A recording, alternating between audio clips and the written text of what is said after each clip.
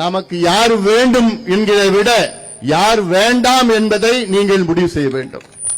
அதுதான் முக்கியம். உங்களுக்கு யார் வேணும் அது முக்கியம் கிடையாது, யாரு வேண்டாம் அதுதான் முக்கியம். இன்னைக்கு அதை மீண்டும் நான் சொல்றேன், உங்ககிட்ட நான் ஓட்டு கேட்க நான் வரல. திமுக ஆட்சி வேண்டாம். ஏதோ ஒரு தப்பு நடந்து போயிடுச்சு, போன சட்டமன்ற தேர்தலில் ஒரு தப்பு நடந்துடுச்சு, சரி. ஆனா அந்த தப்பை மீண்டும் செய்யாதீங்க. அதை நீங்கள் உங்கள் மனதுக்குள்ள நீங்க போடணும். அந்த தப்பை மீண்டும் செஞ்சீங்கன்னா உங்க பிள்ளைங்க உங்க பேர பிள்ளைங்க வாழ்க்கையை நாசமா முடிஞ்சிடும். அவ்வளவுதான். உங்க பிள்ளைங்களா நீங்க பார்க்க முடியாது. ஏன்னா இந்த 4.5 ஆண்டு காலம் அழிச்சிட்டாங்க, ஒழிச்சிட்டாங்க. சின்ன சின்ன பிள்ளைங்க 10 வயசு பிள்ளை இப்ப சொன்னாங்கல்ல, 10 வயசு பிள்ளை கஞ்சா அடிச்சுட்டு இருக்கிறான்.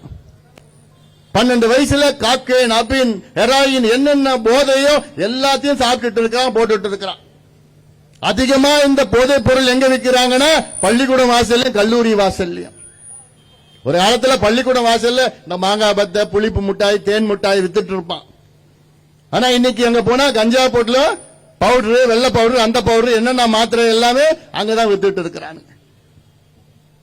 இப்படி ஒரு ஆட்சி இதுவரைக்கும் தமிழ்நாட்டில் நடந்தது கிடையாது.